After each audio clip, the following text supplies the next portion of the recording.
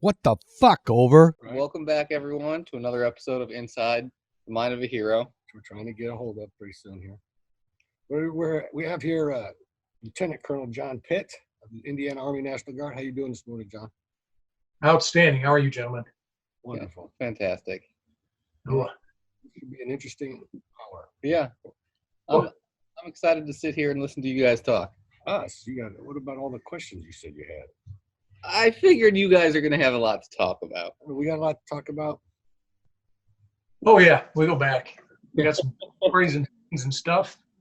Yeah, we were talking this a little bit when I called John this morning. We talked a little bit about when we first met. He remembers when he became the S1 or the guru at the battalion. And I remember him back in '96 when he was going to OCS and he came to get a canteen from me. Didn't know him from Adam. But look at him now. Yeah, that's awesome. So when I asked you for a canteen, how'd that go? Oh, my God. I said, you didn't get no damn canteen. He just turned around, walked out. Okay. Next thing I know, here he comes with the S3. Major Bert Owens. He was a big guy, too. You give him a goddamn canteen, he's going, yes, sir. Here you go. He's good people. Yeah, he's a good guy. Cool. What's he doing now?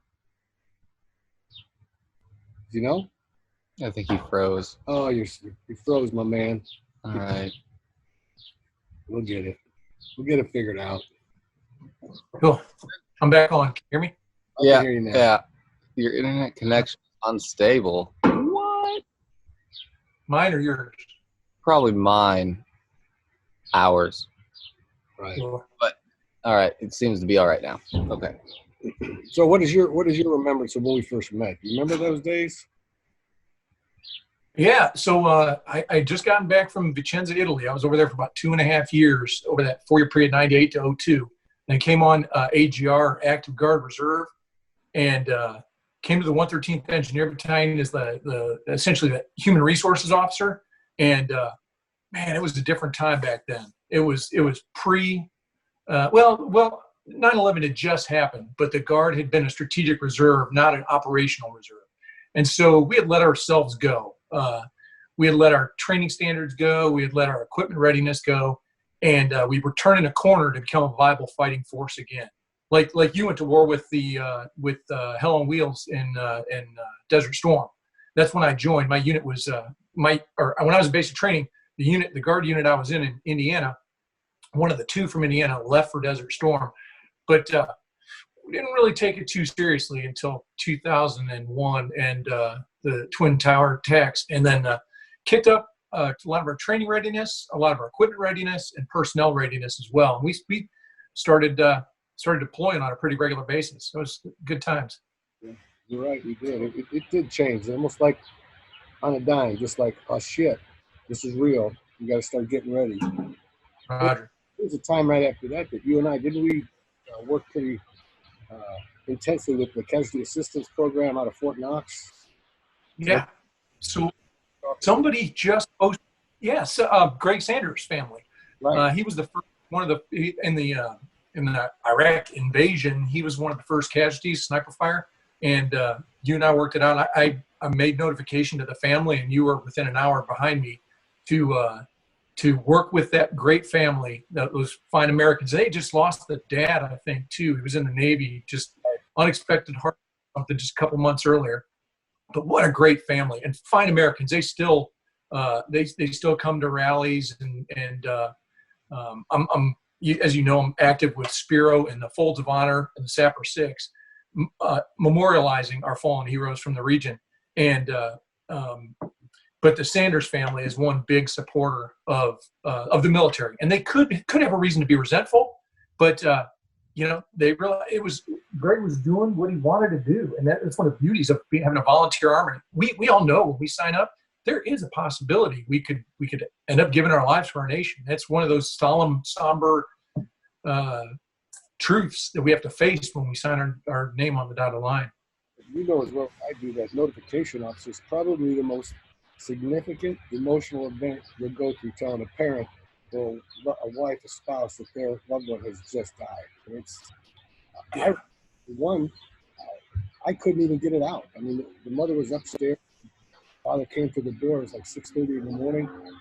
And as soon as she saw me walk in the door, I was going to go through what you memorize. And she broke down and fell on, no, I know, get him out. And she ran away. And he goes, don't worry, your job is hard. I know. Sure, it'll be all right. So, I mean, it was tough. It was tough when that happened. I'll tell you, Leo, the training has improved a lot over the years too. And we have to certify in person, and you have to go through a 3-day training class in person every other year. And then the out year, you can certify doing your online refresher training. But they're pretty rigorous with the training. It's come a long way with the vignettes. You sit through and understand just the mental way that people process significant emotional events like that. And I'll tell you too, that never gets easier.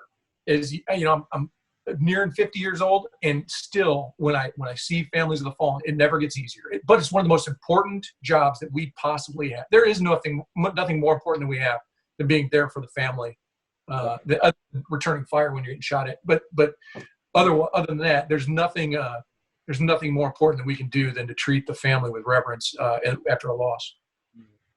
So ever since 9/11, back then, I mean, that was our first, after that happened, kept going. Then all of a sudden training started to kick up and things started to get more serious. And it was different. It did change. It did change a great deal. And for the better, I know, because I know it's a lot better now. Just looking at recruiters now compared to back then, there's a difference. Professionalism is a lot stronger.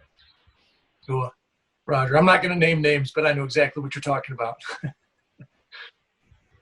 Cool. And I just came out. I was the recruiting retention battalion commander for the state for the year of 18 and a half and 19. And it's tough out there. It was tough with an unemployment rate of 2.5%, 3.5%. Now it's going back up. But I suppose that's a topic to be talked about later. We need to do something about the economy, though. Families are just suffering right now from the unemployment and really just the uncertainty. But we could talk about that later. Right. Yeah, the unemployment rate, they talk about it getting up to 15% from back in February. It was like 3.2. With everybody out of work, it's tough, Roger. It's tough for the hourly employees, that all of a sudden are not working, as opposed to salary, where the owners could probably work out something for those people. It's hard right now. A lot of uncertainty. Roger. I tell you, the Guard's hiring. I'll do my shameless plug. We're always looking for good people who want to, the thing about the Guard versus the other services, we live here, we work here, we serve here. And the Guard right now, we've got about 1,000. Indiana Guard is, we were 4th. I think we're like 5th or 6th largest Army Guard right now, but 17th largest population. So I equate that to a patriot, I call it a patriot to population ratio. So Midwesterners have a tendency to serve at higher ratios than people on the East and left coast. One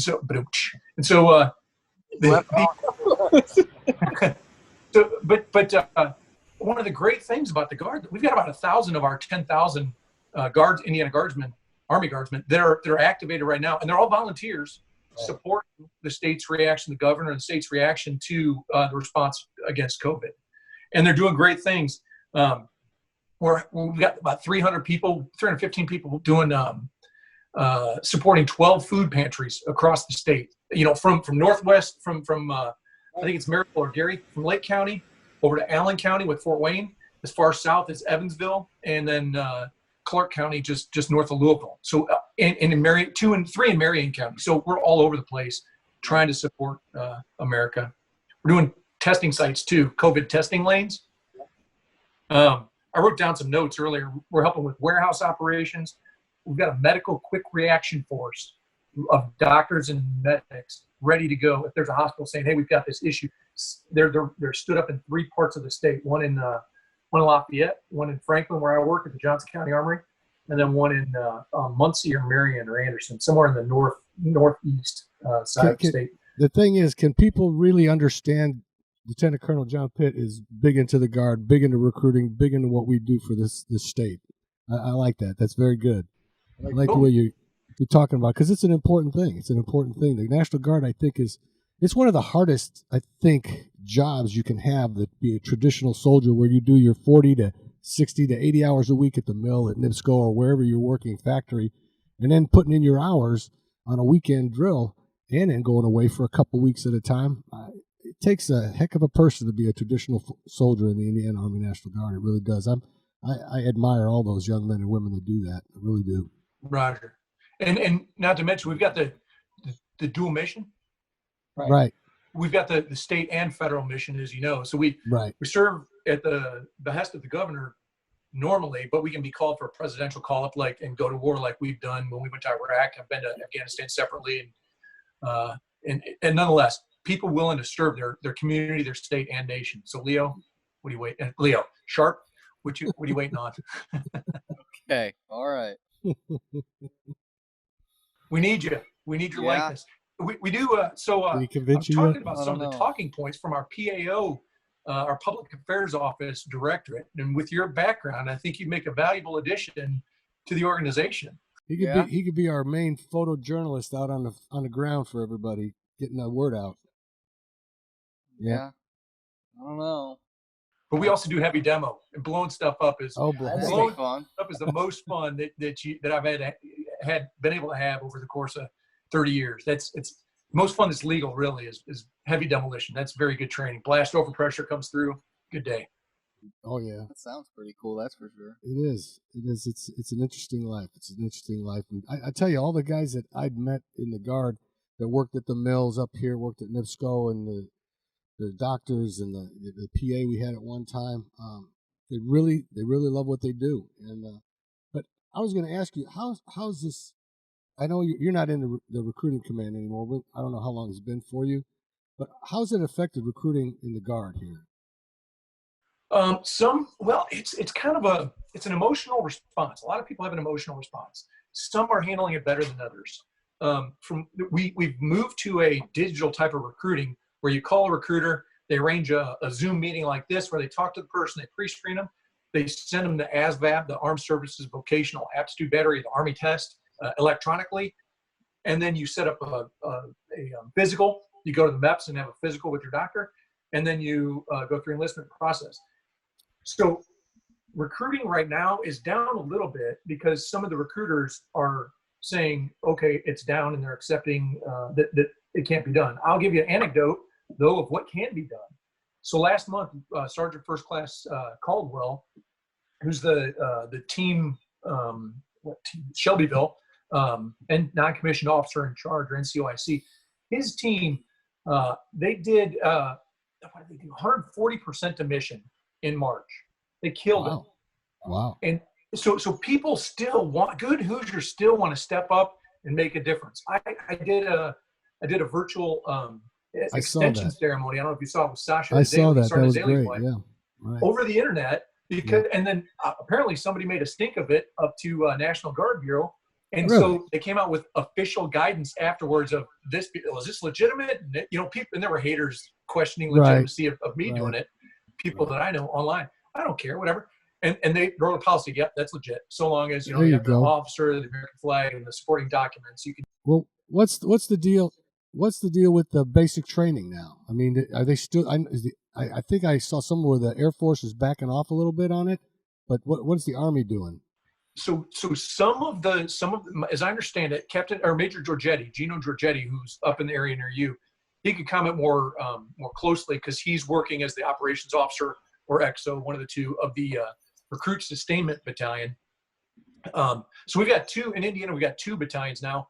One is just recruiters, and one is basic training.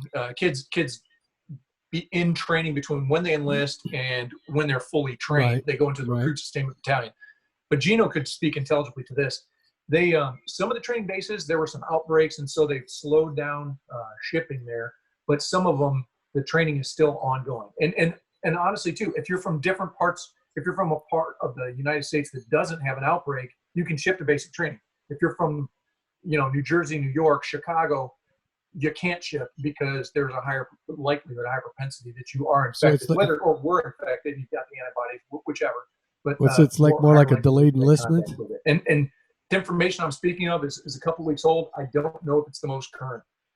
So is that the delayed enlistment where their PEB date will be way more longer than their basic active service date? Say again? They raise their right hand to go into the National Guard, Army National Guard, and then they have to wait, correct? So their PEB date is going to be a lot different than their BASD date, correct? No, their pay entry, when they enlist, they enlist. And then Okay, so like right now, the last couple, so that's their pay entry basic date, their PEBD. They just ship a little bit later than they might waive it.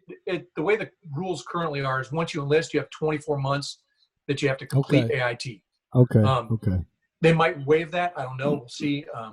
But people are still enlisting right now, and they're still planning to ship. They're still, but we're developing policy. The last regarding drills, we've gone to digital drills in April, and we're told we're going to have a digital drill in May. So we're paying people their drill day to do 2 hours of PT in the morning, and they'll have them on a Zoom like this, where everybody's crunching, knocking out the push-ups like you've been doing lately too. Good job, right.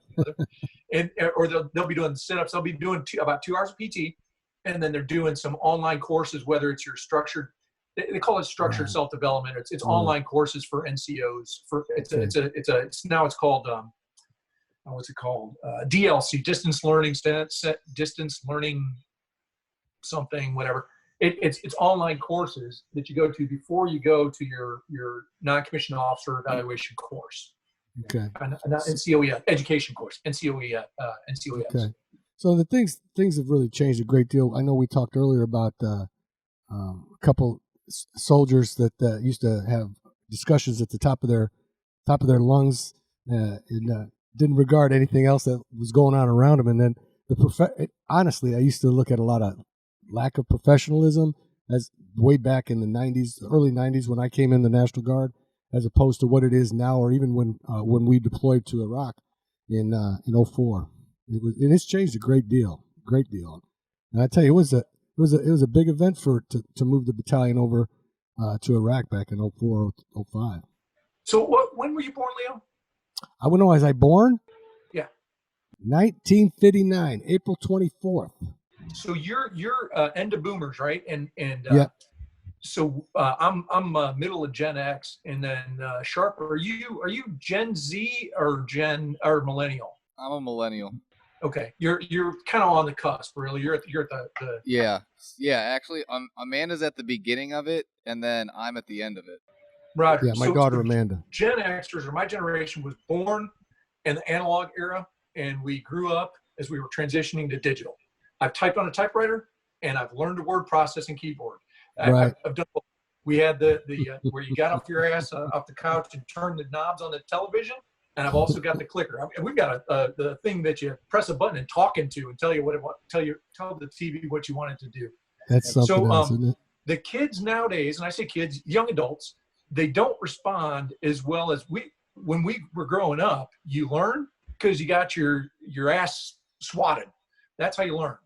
Get outside your comfort zone, learn, grow, and develop. Outside your comfort zone, a little pain. Corporal punishment reinforces. The kids nowadays are more emotion-driven and more logic. They associate logic with feelings rather than past precedent kind of thing. And so to appeal to younger kids, you have to tell them not just what to do, but why you're doing it. Right. What's in it for them. And there's nothing wrong with that. What's in it for you is you're not going to get my boot in your ass. That's why you're going to do it. When we were growing up, now you can't do that anymore. Well, the why is important. I never worried about the whys. After I'd brief my soldiers, especially in Iraq, we got to do something. I get a mission from the battalion. This is what we're going to do. And then anybody got any questions? And then there would come the whys. Well, why are we doing it this way? Why don't we do it that way? And I didn't mind that, because the end game was always, when you run into that wall, at least they know the end game. If they have to go around the wall, over the wall, or through the wall, they know the why at the end that they have to finish. So I never had a problem with that during a briefing process. But in the actual on the ground, moving your combat patrol out, and you say to do something, you don't want them to say why. You want them to just do their fucking job. Cool. So it could be different. Yeah, you're right. So military doctrine it's evolved a little bit through the years that I'm familiar with, but the commander's intent, which you just hit on a big point. So commander's intent doctrinally consistently, predictably, it has three components: purpose, key tasks, and end state. Purpose is, hey, this is why we're doing it. End state is, if everything else goes to shit, this is what right looks like on the back end. And a couple key tasks are the JP's non-negotiables, or Leo's or Sharp's non-negotiables. These are the couple things that I'm going to use to help determine success. Where you list those out, those are my priorities individually. But you tell anybody with any mission, really, and even in business, purpose, end state, and a couple non-negotiable key tasks. I think that's good enough communication for them to understand not just what to do, but why you do it. And then we could get in a whole discussion of hard power versus soft power. Hard power causes the act of compliance. Soft power causes the reaction of commitment. The difference is heart. But we can talk about all that stuff. So have you studied like emotional intelligence, EI, EQ? No, not studied it. Okay, that's being a teacher. I figured you would. It's understanding yourself and the way that you like to give and receive information, and then understand others and pick up on those things, like a MBTI or Myers-Briggs type indicator personality test. Well, it judges you on 4 different scales. One is introvert or extrovert. One is knowing or judging, feeling or it talks about yourself. But if you understand, you recognize things about yourself, you become more self-aware. And then other people, when you're talking about them, you can read them and understand, well, what maybe this influences them in that particular manner, and that's why they're viewing this problem through this lens. So you appeal to them in a different manner. Some people respond better to a boot in the ass. Me, I'm hard-headed. I respond better to a foot in my chest and a finger poking me in the forehead going, listen, dumbass, no, I know I'm hard-headed. But when you know yourself, when you know others, it helps in leadership dynamics. What you're talking about makes a lot of sense, because there is something that the junior ROTC program out of Fort Knox, Kentucky, wants us to teach students or cadets. And they call it like a winning colors, and they talk about you being one characteristic is an adventurer. Just do things, don't even think about it. Take that skateboard downhill, don't worry about anything's going to happen.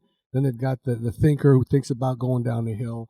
Then you think about the builder, the guy the kid that is going to say, well, I don't think that's a good idea. I think we need to do it this way. And then you got the person it's a relator who just relates to it, doesn't want anybody to get in trouble, wants everybody to get along. And what you do is you talk to those people that are the relators, the builders, the thinkers, and the adventurers in their tone, in the way they react to certain things. So then all of a sudden they'll listen to your point of view. So it's the same thing, but more on a kid level. Right. Yeah.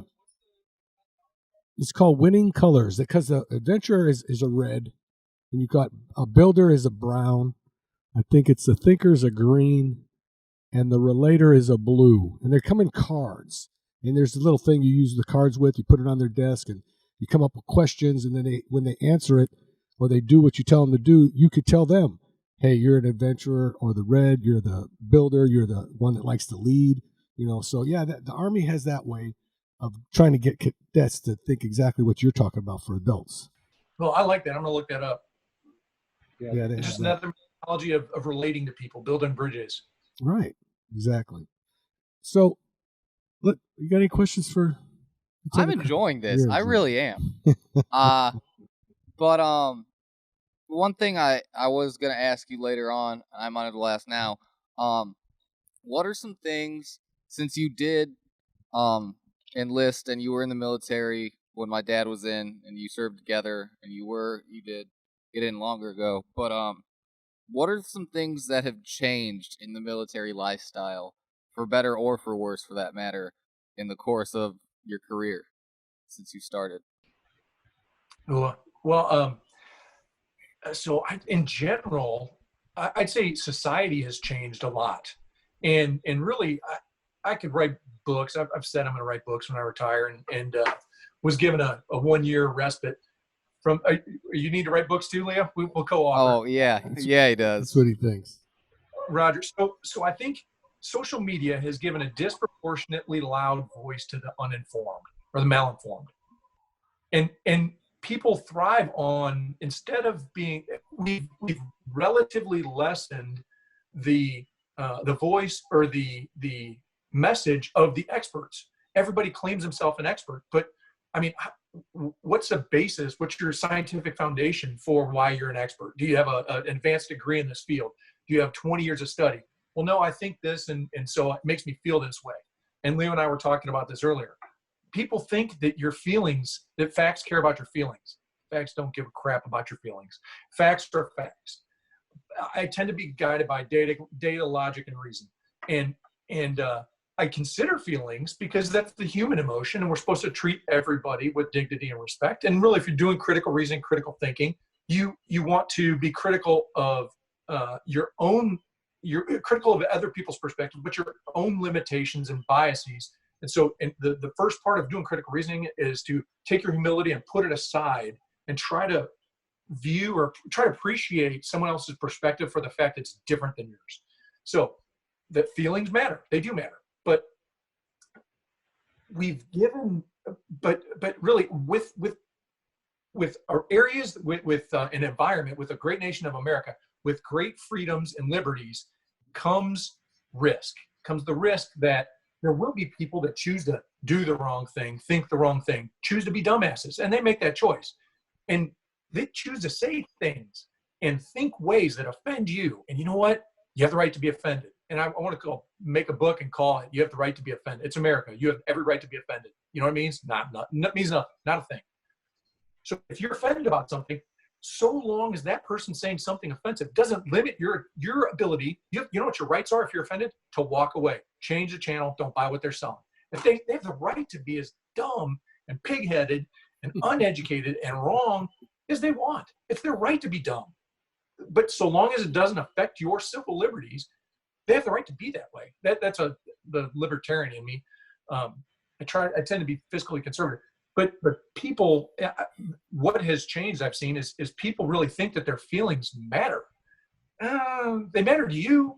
So yeah, I agree with that. I mean, with the sense of being offended, I think that if you're offended by something, you have to look at it from the other person's perspective too. So if one thing offends you, okay, what happens if you say something that offends them? Are you just going to change your mind about it? No.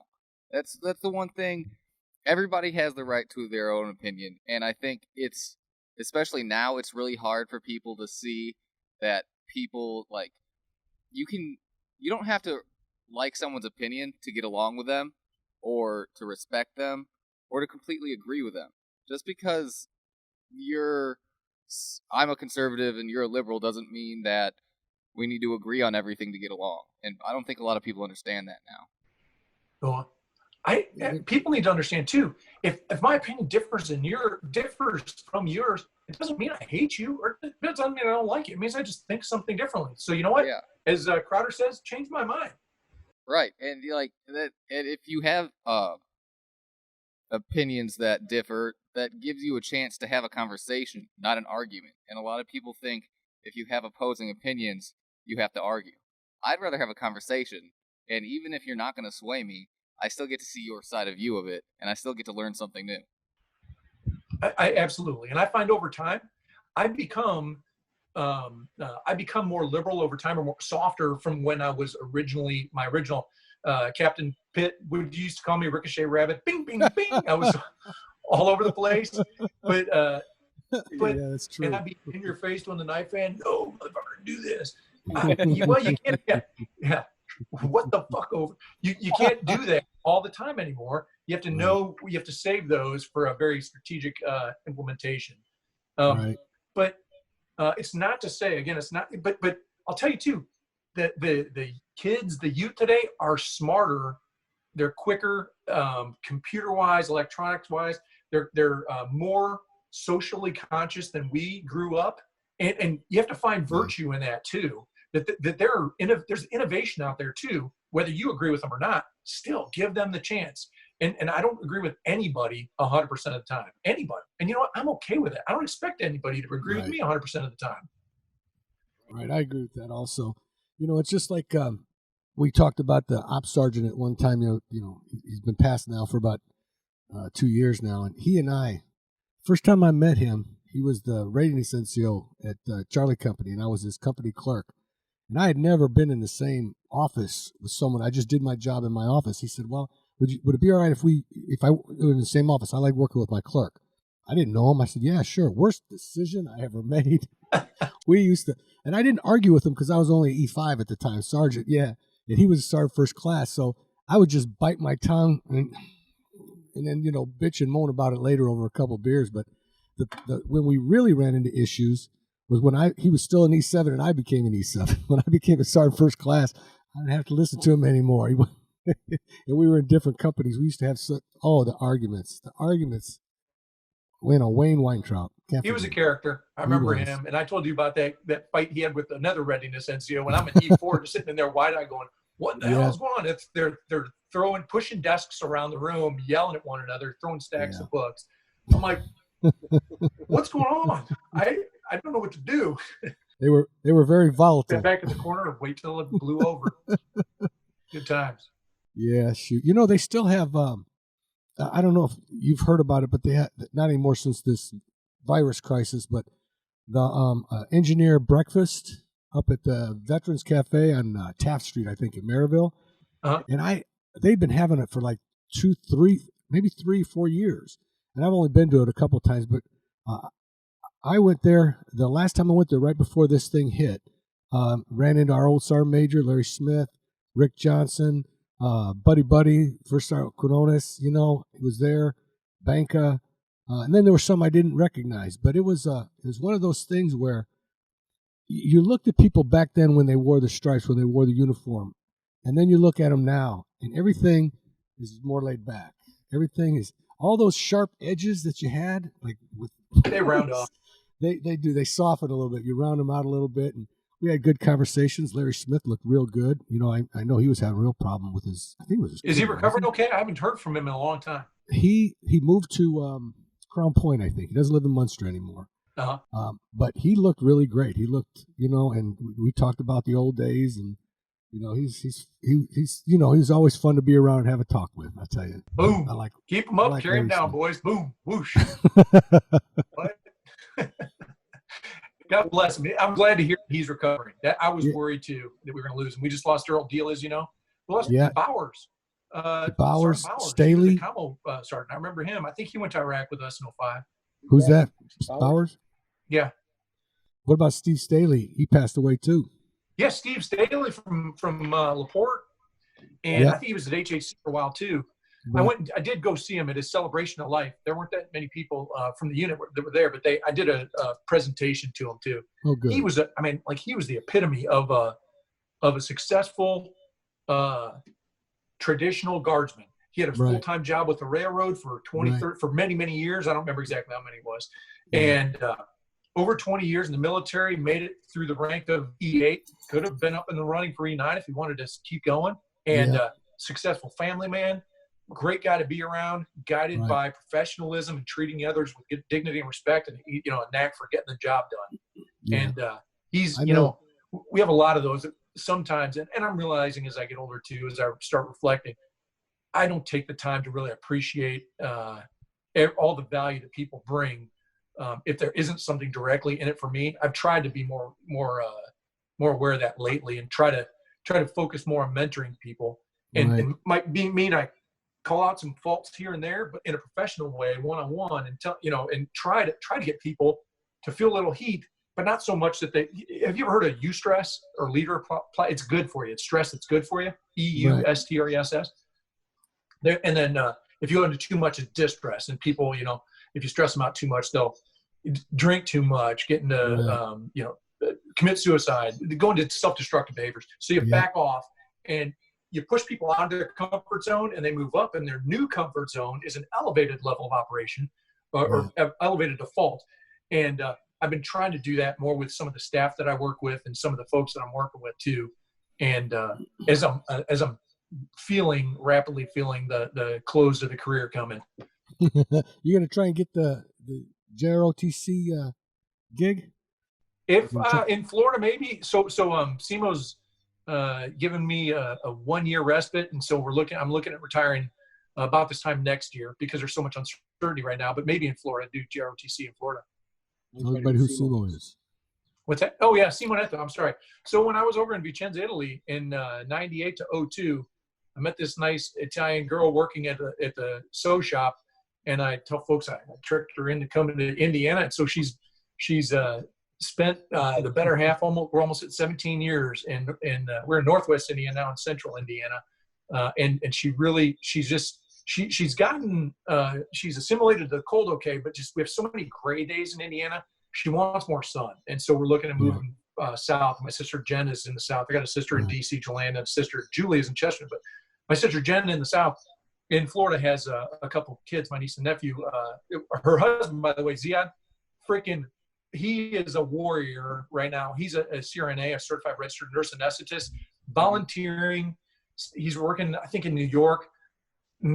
During this whole COVID thing, puts himself at risk every day. He's working 12 and 18-hour shifts on a regular basis. It's crazy. You're working long but he's hours. Doing this, trying to take care of patients. But anyway, Jen and Ziad have my niece and nephew, Gabriel and Noel, in Florida, and I want to be a more, since Simonetta and I never had kids, be a more meaningful part of their lives, and that's why I'm thinking that's what influences me towards landing in Florida, where I can try to mentor, try to help develop positive development.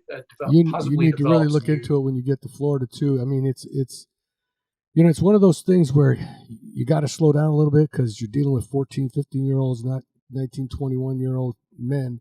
But once, because it was hard the first year doing this. I mean, I was still that first sergeant who was, and then you have kids that I'm thinking, I had to back up, regroup quite a bit, and I had to soften my stance a lot with a lot of things, be a little bit more understanding, talk to the kids, say, why'd you do that? Now you got to understand, it's one of those things I was not used to doing. And, but there's a satisfaction at the end when you see them, and not necessarily right away, not even sometimes at the end of a year, but if they stay with you, you see that growth from 14-year-old little kid to 18-year-old man or woman. And it's a good feeling to see that they've matured so much and that they're ready to take on whatever difficulties in life they want to take on. So I think you'd be perfect at doing that. I think you really should look into that. I appreciate that. I definitely, I have entertained it. Cool. Yeah, because I'm thinking when this is over, I'll be I'm 61 this month, 62 next year. That's Social Security, and thinking about maybe wrapping it up and maybe moving south myself. But you got to let me know where you're going to go. Got to let me know. Keep me in. We're looking south to Tampa right now. My Lakewood sister's Ranch down is there. A place. It's over closer to Sarasota. Right. Okay. My sister's in the general area we're looking. Lakewood Ranch is expensive in that area. I've never been there. Okay. Well, my sister's down there too. She's down near Tampa. She's in Seminole, Florida. Oh, yeah. It's near Clearwater in Tampa, and she's been down there for about 7-8 years now, and she loves it. She really does. It's a good place to go. She said it's changed a lot though. There are hardly any people on the roads back when she moved down there, and now it's just you can't during the spring break time and everything like that. She doesn't even like to drive. She doesn't even want to get around because there's so many people down there now. Sure. I don't need the beach necessarily. I wouldn't mind living inland, 10, 20 miles, whatever. Right. But in house prices go down the farther off the coast you live. Yeah, definitely. But also I'm an engineer and guided by pragmatism. The concept of storm surge and storm surge and hurricanes doesn't excite me. And the farther inland you can go, the safer you are, clearly. There you go. Just the idea of being inundated with flood water, makes I me agree. think I'll sacrifice the beach views for that. Yeah, just as long as you don't sacrifice, all that sand like we had in Saudi Arabia, Iraq, Kuwait. For the longest time, if I didn't see a grain of sand, it was too soon, man. It was good with me. I just hated it. But it's a little bit different now. Yeah, that sand out there was more like powder. It was so fine in a lot of places. Yeah. So, anything else for? I know you're full of questions. What do you got? Let's see. Let's talk a little about what you guys did in Iraq in 2005. Because I've gotten my dad's perspective. Heard a little bit of him talk about it over the years, but I've never really talked to anyone who was there with him and worked with him at the time, and when he hurt himself and such. Well, we had some. So the first half of Iraq, I was the battalion intelligence officer. What is that? What did that? What's that? What did that? What did that job entail? I'm sorry. So I had to read reports and understand the enemy and communicate that to friendly forces, understand friendly and enemy positions and capabilities, limitations, and communicate that to our friendly forces in order to preserve life and enable us to accomplish the mission. And so I had to do a lot of statistical analysis and trend analysis and understand that the TTPs or techniques, tactics, and procedures the enemy was using, try to communicate those and educate our own team. So, and also, I would get reports, try to understand them and translate them and put them out to our guys. But sometimes the truth, they weren't written perfectly per se. And so the truth was might have been a little bit off, but I do the best that I could given the information. I managed a group of, as the battalion intelligence officer, about, I think it was 10 linguists. And in fact, a couple of them were from America and a couple have since come to America. Those guys would be our eyes and ears out in the environment. And then I'd also coordinate with adjacent units, our maneuver units, to understand. Those were the guys. So our engineering missions were mobility, counter-mobility, survivability. It means our two biggest missions were Task Force Bullet, Task Force IED. Task Force Bullet would respond to unexploded ordnance, or UXO. Task Force IED would respond to a potential explosive threat. A car was riding real low. They stopped it, and we had to go interrogate it. So the maneuver guys, the guys and the strikers, the infantrymen, would form the outer core. They'd have somebody hold the person or the threat there, whatever it was, and they would maintain the outer cordon. And then we would grab some. I'm sorry, I'm getting ahead of myself. So the two biggest missions the engineers had were Bullet, IED. Bullet was responding to UXO. IED was responding to explosive threats. We also built a 47-kilometer earth berm around the city of Mosul, which I ended up hearing ISIS defended from it when the Iraqis were trying to take Mosul again. Yeah. At the last couple of years, when the Iraqi army was retaking Mosul. But we built those earth berms to try to keep the people on the roads. And so we had, I don't know what it was, 7 or 9 checkpoints around the city of Mosul on the main roads that try to keep them on the road so they wouldn't bypass the checkpoints and smuggle men, weapons, and equipment into the area of operations. So the intel officer was a staff officer trying to understand threat trends and mitigate them by communicating them to our friendly forces. Right, and you passed that down to us. So when we do our combat patrols, we had your information before we left the wire. Roger. Of the trends we were seeing in the areas we were seeing them, and then our interpreters could be listening on their scanners and stuff too to see if there's chatter about those type of threats in the area as well. And then the second half was I was Leo's wingman. We were the command team for the HHC, the headquarters company. And our mission was to support the line units with, when I say line units, Alpha, Bravo, and Charlie, ABC company, with support units do feed, fuel, fix, and move. So we would have cooks, we'd have fuelers, we'd have maintenance guys, and then we'd have transportation guys. And then also the battalion headquarters. So we would support the colonel and the sergeant major and the battalion staff. And our missions, though they were support, we were given maneuver type missions too, to go out and harden a police station, because it was going to be they were going to do voting there. And we had 2 landmark elections in Iraq when we were over there. One was the parliamentary election, and the other was, did they have the first presidential election at the end? I think so. I don't remember. It was, but we had 2 named very large operations that were for evolving democracies. That was a pretty big deal. One, I remember the name one Colonel Hines came up with. It was Pass and Stow, named for the makers of the Liberty Bell. And just to talk to the importance that a mission, like this had to the Iraqi people, our job was to, when I say secure, we put in anti-vehicular barriers, we put in anti-vehicular cable, we put in build ditches, concertina wire, anti-personnel concertina wire, just to limit people's access to ability to sabotage a place where the good people of Iraq were coming to get this chance to turn their thumb blue and vote. That they hadn't had free elections in many years under Saddam Hussein. Okay. Yeah, And it was so- a Yeah, go ahead. long year. The long year. Yeah. But I had you what for 6 months out of that, half the time. Yeah, the back half. Yeah. Yeah, we had to get rid of the other guy.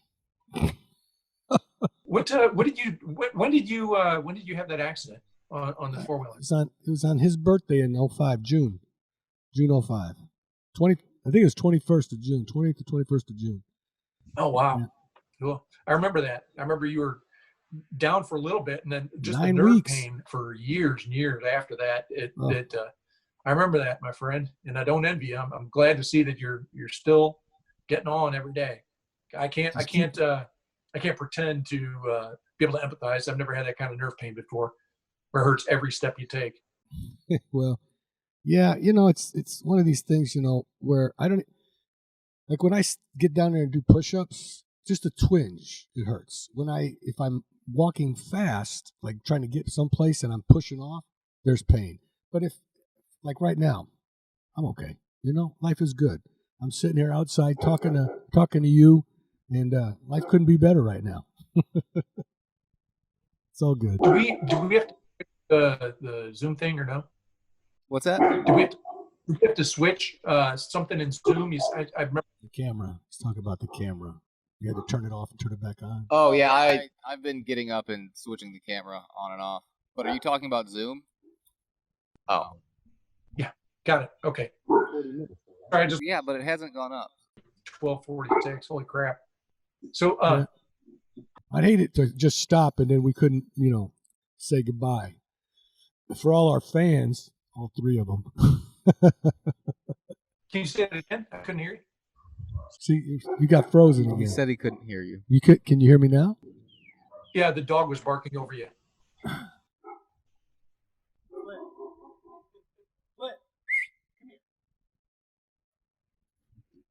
Yeah, we got new neighbors moving in, so he's just barking his head off now. Yeah, shoot. So you went back overseas to Afghanistan later, didn't you? Yeah, with Sergeant Brownson and I on a 16-man team partnered with 203rd Corps Afghan National Army. Okay. That was a good year. Was it? One of the benefits engineers get, and this is directed as much to Sharp as it is to you, but a lot of like maneuver guys. When I say maneuver, it means like infantry, cavalry, special force. A lot of their special forces isn't really maneuver. They're special tactics, but armor, infantry, cavalry generally are the maneuver forces. So a lot of when you talk to those guys, what was your takeaway? A lot of them will be their metrics are numbers of patrols they conducted, number of weapons caches they seized, or enemy that they killed.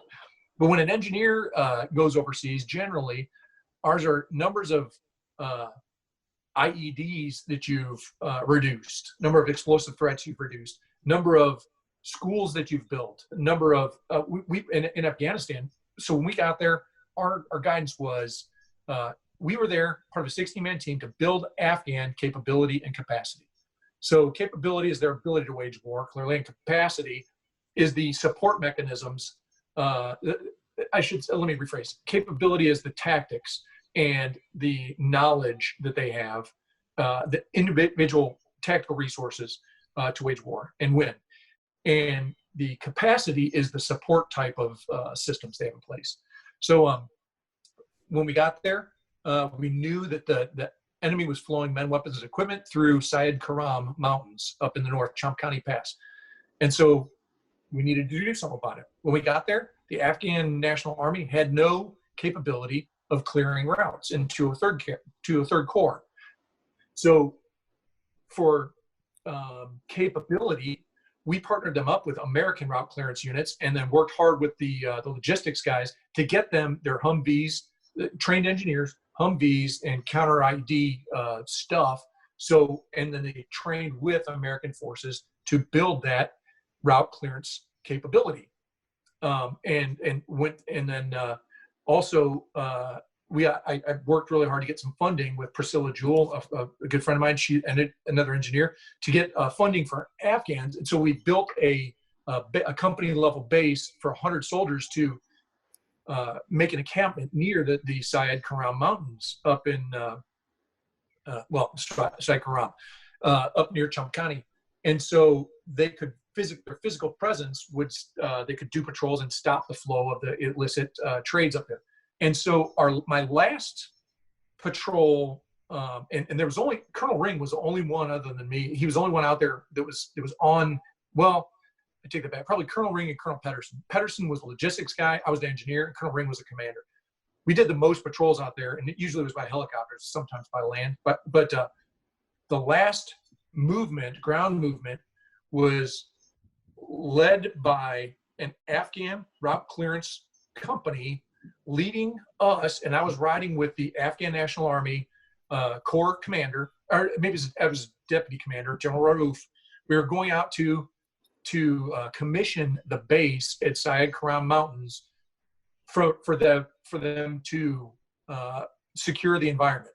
So they were using they were driving their new capability out in front of us to flip on the lights at the switch to have this new capacity from which they can secure their arena. So that's, for me, Afghanistan, it was a good year. We really tried to build Afghan capability and capacity. And I think you have something, a physical manifestation like that, it's very rewarding when you look back and go, did I make a difference? Well, I hope so, if my job was to build Afghan capability and capacity. You did make a difference, just like we made a difference in Iraq in 05 when you're setting up the berm, you're building that, you're setting up for elections.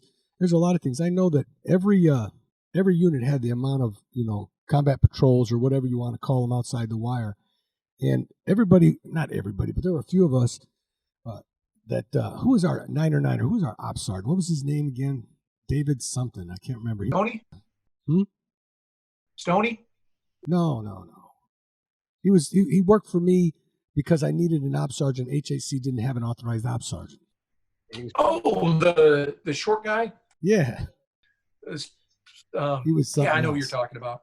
But I know that right before we left, we were clearing the offices and getting things ready to go. And I said, I had not even thought about it. We went outside the wire quite a few times, HAC, whether on log packs, maintenance, berm repair, because I went on a couple of those myself. I said, I want you to just tell me, how many HAC did. I just want to know, because I know we were out there all the time, but, I wasn't comprehending, 1 a day, 2 a day, 0 a day. He said that when he sat down, 2 days later, he came to me and said we had over 400 combat patrols just for HAC, not talking about the line companies. Could you imagine to put all of those together and see how many times that you put your life on the line just going outside to repair, to help, to build, to support? That's something, and we as American soldiers, we just do it. And you don't look at it as you owe me or we're going to do this. You got orders, you go out, you do your job.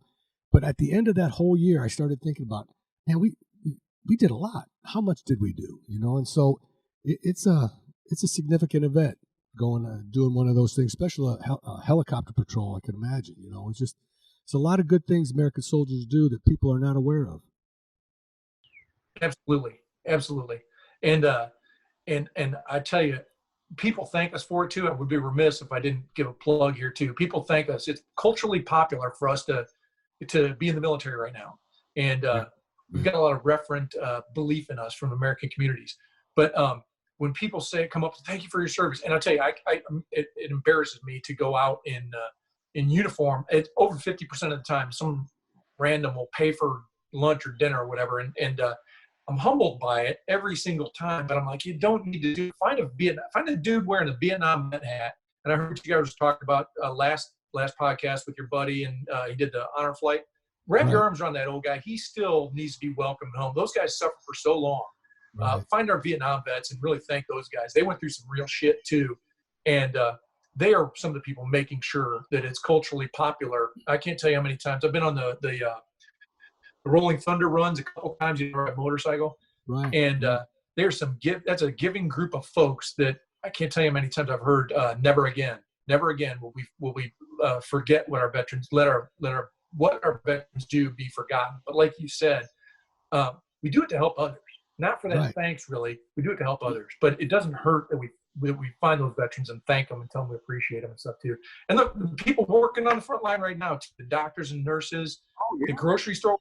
I went and filled up a $8 growler, and I gave the guy a $20 bill. He's like, "You want?" I'm like, "Man, keep it. I appreciate you doing just little stuff like that. Right. It makes a difference." And I think it's good to pass that around where we can. I agree. Yeah, I know my daughter Amanda. She works at the hospital over here, St. Mary's, and she's one of those on the front line, 12 hours 12-hour days, taking temperature. Everybody that comes in. And before she could do that, she went on a 2-week isolation to make sure she was. And then when she came back, they make sure she was good, okay. But yeah, all those people out there, you got to admit they're doing a hell of a job with not very much recognition. I think they need more recognition for what they're doing every day out there, trying to keep people safe. Yes, sir. I agree. We're doing a lot of things, and the deaths are relatively, though it's alarming. We've lost in Indiana about 600,000 jobs, and I think the COVID deaths so far is about 545. So that's about 1,000 jobs per COVID death, and a lot of these were comorbidity, and so they had other health problems. And I don't know, when you look at what's at risk, and I know I'm changing the theme of the topic here, but we have got to get the economy going again. We got to protect our old folks. It's 89% of the deaths have been people over 60. 89% of the deaths. When they've only had, when you look at the number testing positive, the people testing positive, it's 10, 20, 37% tested positive. Bless you. Thank you. 37% tested positive, but 89% of the deaths. But what's our normal life expectancy in the United States? It's in that age range, and a lot of these people had you're more likely, whatever age you are, you're more likely of dying of COVID if you're obese than more than if you're a particular age. Right. Underlying circumstances. When you look at what's at risk now, if we go into a recession or even worse, a depression because of all this, because I don't know how, in order to get $250 billion worth of stimulus checks into people's citizens' pockets, it costs $2 trillion. That's a 1-to-8 ratio. That seems off to me, and I do public math once in a while. When you look at the stuff that comes with this, the what's at risk is higher levels of alcoholism and depression, and just people malnutrition, people not being able to eat or eat right, just the unemployment, and our taxes are going to go up, and our economy can't sustain it. And a lot of us have invested. We've been invested in the stock market, the economy, looking towards retirement. This is going to be more protracted if we can't figure out how to protect those that are at risk and get people back to work pretty efficiently. Right. And you're getting a lot. I'm getting a lot on the news where is it worth it? To be out of work. I mean, that's the most important thing. Get us back to work. But honestly, I think it's best to err on the side of caution, because the last thing you want to be, and I know then all of a sudden now you're playing the political game. The last thing you want to do as an elected official is put people back to work, and all of a sudden it spikes up, and then all of a sudden you sent these people, not only political, but now all of a sudden you've got that on your head where you sent people back to work, and now more people are getting sick. So, left, right, you got to weigh the good and the bad, I guess, but I'd say err on the side of caution maybe. I don't know. It's costing this economy a lot of money. There's so I was doing a little research before this and looking at some of the graphics. So right now our ICU beds, we've got just under 50% are available. 23% are being used for COVID. 47.5 are available. Ventilators, 77% available usage for ventilators. So that tells me, and ventilators being used for COVID, 11.7. So when you look at available ICU beds, we've done a bunch of plans with the Guard, and we've got engineer facility assessment teams. I didn't talk about them earlier, and I should have. And Colonel Hines is heading up that. And so we went and looked at the Indiana Convention Center. What's it called? Yeah, ICLOS. Yeah, ICLOS, Indiana Convention Center, and Lucas Oil Stadium, on a plan to put either a scalable, in 250 bed increments, or a 1,000 or 2,000 bed remedy. We've looked in St. Joe County, in Lake County, in Vigo County, Scott County, so over by Terre Haute, over by Northwest Indiana, over by South Bend, over just north of Louisville. And we've still got a lot of capacity. Oh, I know it.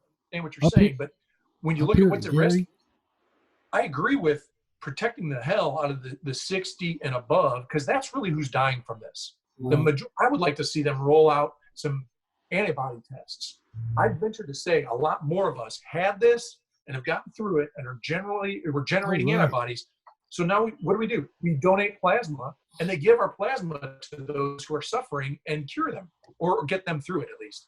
So do you know anybody specifically that came down and was tested and was positive for the virus? Do you know anyone personally?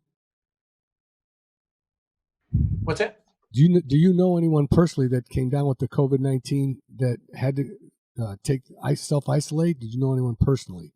Because I have not met anybody personally that has gotten the virus that has had to. I know what you're saying about the older groups, and that's true. But I go out every day. Whether it's to the grocery store, to Walmart, to the gas station. I'm not going a lot of places. I'm going one place and coming home. But there are people out there. They're just out there doing their thing. Yeah. So I do know there have been a couple. I do know of a couple people that have tested positive, and I think one is still going through recovery. I don't know of anyone that's died from it personally, though. That's good. Or was hospital. So Simo Netta's, Simo's brother Gino, his mother-in-law, Luisa's, his brother, or Simo's brother's married to Luisa. Her mom is in the hospital in Italy right now, and I believe she was on a ventilator for a while, and it was really, they were rationing healthcare for a while. I think they've gotten a little more under control right now, but they thought that that it was going to be fatal, and she's recovering right now. She's doing very well, and she's recovering every day. But that's one degree of, and I do know her. I've met her before in Italy, but it's Gino's mother-in-law. She's recovering right now. Yeah. And she is 82, early 80s. Right. That's one thing in Italy too. They have a lot higher elderly population there, and also they love La Familia and the Bimbini, the Bimbi. Oh, come here, come see Elena, whatever. Give me a hug, whatever. And the kids, germ factories climbing all over, and so that spread and also they don't, like in America, we don't grow roots as deep necessarily. We'll go out to the world and plant our homestead in different places throughout the United States, throughout the world. Right, in Italy, they'll always, like Simo, at Simo's house, her mom and dad are there. Her Nonna Elena, who's 98 years old, is there. Her mom just turned 74, actually. It's funny, we did a big video for her saying, "Oh, happy 73rd." And then after, she's like, "I was 74." So, but her mom and dad are there. Her Nonna Elena, her and her brother, and her brother lives there, all in the same house area. And her brother has 3 kids, Angela, Giacomo, Lorenzo. So that's 1, 2, 3, 4 generations under the same roof right there. Wow. in San Pietro and Gu, right outside of Vicenza, Italy, or San Pietro and Gu is outside of Vicenza, but really they're in a little town called Barque, which means boat. Anyway. Okay. But she's recovering. That's a good thing. And Italy's one of those countries too where families really just stay together. There's no assisted livings, no nursing homes really. You just move in together, right? It's very rare. I mean, those, yes, and Simo's even said to me, if somebody in my family my mom or dad gets very sick, I might have to go home because she's the daughter to help take care of them. That's kind of what they do. The family takes care of them more than put them in a home and let some other people, will pay for some other people to care for them, like we do in America. Yeah, they're building one over here in Hobart, assisted living for veterans only. Only if you're a veteran down on your luck, lost your job, homeless or whatever, they're building these apartments down over here just for them and having all kind of outreach programs so that they either can get a place to live, can get a job. Spending a lot of money down here doing this, right near the hospital over there. Is that the one right by Joan Martin? Yep. I didn't know that's what that was for. Yep. I wanted to move in there. They're real nice. They're all furnished. Let's go. Yeah. So we have a lot of that. My mother-in-law, Kim's mom, is in a nursing home over here in Portage, and they've locked that down. You can't go in. We go in like Easter, her mom's birthday. We brought flowers and cake and stuff. We had to hand it to the nurses, and they took a tour, and we walked around outside and talked to her through her window of her room. And it got to the point where she wasn't wearing her hearing aids, and we're screaming, "We just came to see you!" We're yelling through the window, and she's going, like this. So then people doing that, going by the windows at these nursing homes, other older people living there think there's a peeping Tom out there, and they want to call the police on the people that are just seeing their relative that's in there. So now you have to call first, so that they can move your loved one to an open window area where nobody will think that you're a peeping Tom trying to look in the windows over there. Well, at least they're trying to give them some access to some change of scenery. Right. So, and that's good. She seems to be doing well over there, but taking care of a couple cases of where a patient and a person, not a patient, but a resident of an assisted living facility gets it, and it spreads like wildfire there. Just because they don't have the resilient immune systems that the rest of us do. Right, exactly. You're right about that. And that's what's at risk.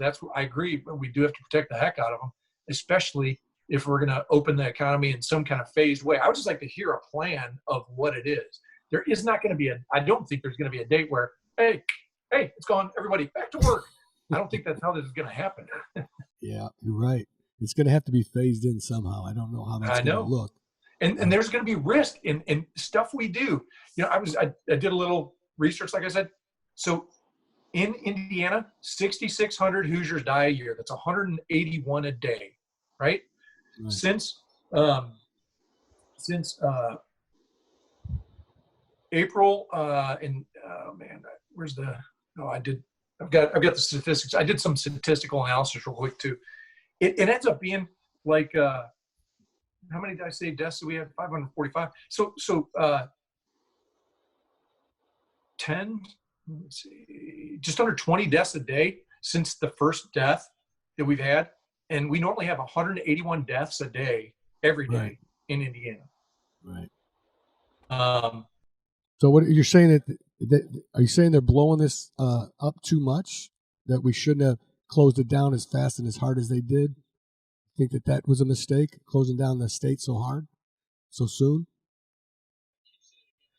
So I guess what I'm asking is that, in your opinion, do you think that they made a mistake with closing everything down the way they did in the state? They should have done more of a phased in based on like your age and illnesses and things of that nature? Well, I don't know. Maybe we do some kind of dual approach where we quarantine the heck out of those at risk. If we know, based on precedent, those over 60, lock those guys down tight. And it's going to be right here because they like the freedom. Those over 60, but lock them down hard. And then others, though, work on. Sweden's got a model where they're building a herd immunity, and they're not overwhelming their hospital infrastructure, and the herd, or the majority of people, is going through it, getting sick, whatever, and the infection, or it's less than, I think it's between right about 1.5% actually needs hospitalization, and less than that is using, a fraction of that is using ventilators. They're not overwhelming their healthcare, but they're building up natural immunity towards this. I don't know what the right answer is. I'm not an epidemiologist, but man, I think if we hibernate the economy or shutter the economy for much longer, this uncertainty is going to cause we talked earlier about emotional reactions, is going to be a very emotional time for people when they see not just 10 or 20, but like over 50% of their retirement, their savings is gone. Oh, right. Yeah. The 401k plans, their stocks and bonds, and it's going to go right down the toilet. It's going to go, but yeah, it is. There's a lot of people that are going to rely on that for their retirement, and that they look at it and they go, "Oh my gosh," And there's a lot of them that want to pull their money, but all the smart people, when I read, say you got to stay in for the long haul. Yeah, it sucks. It looks bad, but you got to keep your money there. Don't take it out unless you want to just do a lateral kind of thing, maybe. So yeah, it's a difficult time for people that are planning on that for their retirement in the next few years. Yeah. But you know what? I tend to be an optimist, though. We've all got a day, and God gets a vote. My outlook on life has always been really, so little history. I think, Leo, you know about it. I don't know if you know, Sharp. So my dad, at 39 years old, had quad bypass open heart surgery, 4 bypass, 39. And then at 41, he had carotid artery surgery, and a little piece of plaque broke off, and he had a mild stroke. Couldn't go back to work. We had 5 kids, 6 years apart. He lived like that from 41 to 48. He had a severe stroke, paralyzed the right side of his body at 48, and he died at 51. So when I turned 40, I changed, but he smoked the whole time too. So truth be told, in full disclosure, he did smoke the whole time. When I turned 40, I changed my outlook on life, trying to be more of an optimist. And I thought, it could be your last. If you live every day like it's your last day, and also because how many people die in accidents every day, thousands every day, and millions every year. So if you live every day like it's your last, if it is, you've done your best, I think, right?